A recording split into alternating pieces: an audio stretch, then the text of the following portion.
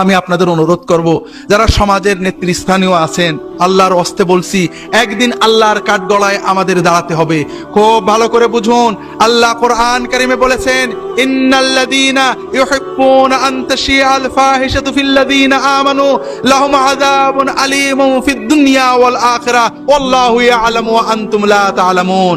যারা ভালোবাসে, পছন্দ করে যে মুসলিম সমাজে, মুসলমানদের ভিতরে অশ্লীলতা, বেহায়াপনা ছড়িয়ে পড়ুক, প্রসারিত হোক, তাদের জন্য দুনিয়ার জীবনে রয়েছে যন্ত্রণাদায়ক শাস্তি এবং আখিরাতে রয়েছে যন্ত্রণাদায়ক শাস্তি।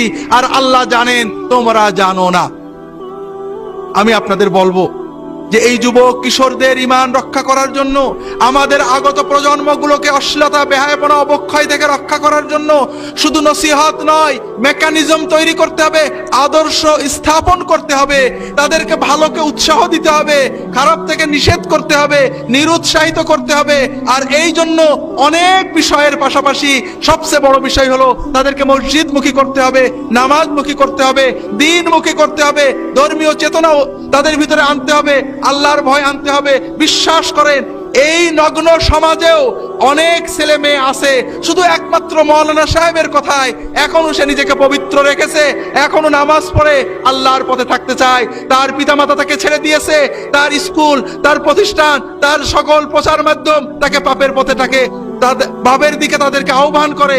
এরপরেও ওই যুবক, ওই কিশোর শুধুমাত্র ঈমানি চেতনায়, শুধুমাত্র আল্লাহর ভয়ে এখনো ভালোর পথে থাকে। এইরকম শত শত হাজার হাজার যুবক আমাদের দেশে রয়েছে হাজিরিন।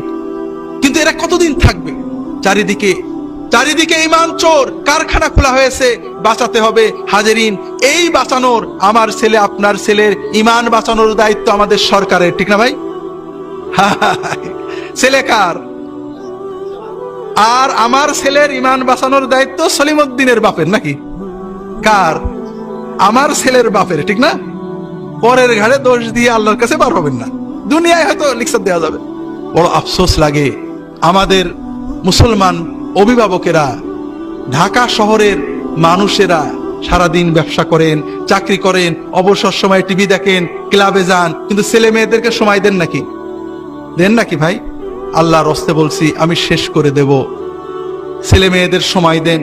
আপনার টাকা, আপনার বাড়ি, আপনার গাড়ি, আপনার সোসাইটি, আপনার বাণিজ্য, আপনার রাজনীতি, সবচেয়ে বড় হলো আপনার সন্তান।